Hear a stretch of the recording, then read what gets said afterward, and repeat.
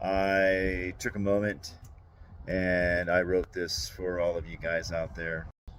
Once upon a time, in a cozy barndominium tucked between wildflowers and wide open sky, there lived a family. It wasn't a perfect family, but it was full of love.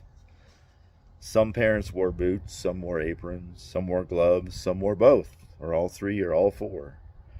Some were called mom, some were called dad, or nana, or uncle, or just by their first names. But they all loved like mothers do. They patched up scraped knees. They stayed up late, listening, offering solace, offering love, a shoulder to lean on, a shoulder to cry on. They made peanut butter sandwiches and hard decisions. They showed up day after day, every single day.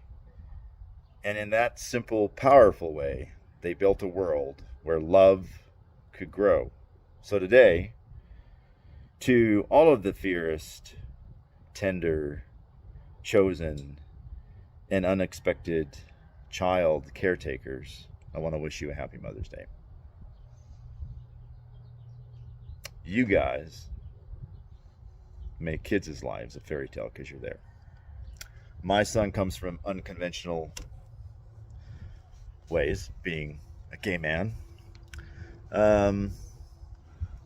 My ex-husband, Francisco, his sister, Lovely, donated it for us.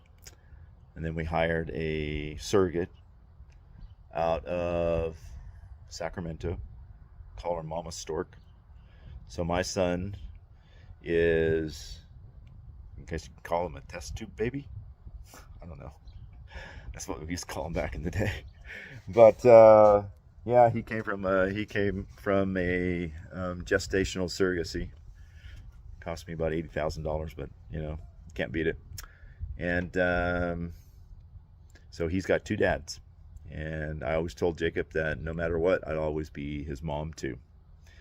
And that became very, very handy with him growing up, because there were times when he would have Mother's Day things and he'd be at school and there'd be me making Mother's Day gifts, and he would feel left out because he didn't have a mom.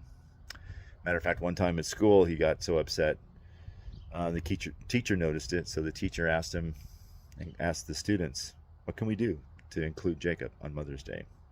And the kids spoke up and they said, hey, and this is what I love kids so much, is that it's not really about a mom or a dad. It's about your parents and who takes care of you, right?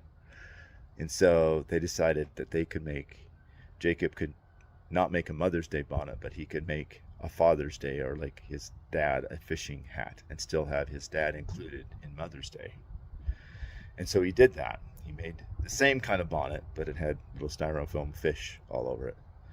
And then I got to come as his mom / dad, or just his parent, and participate in that event.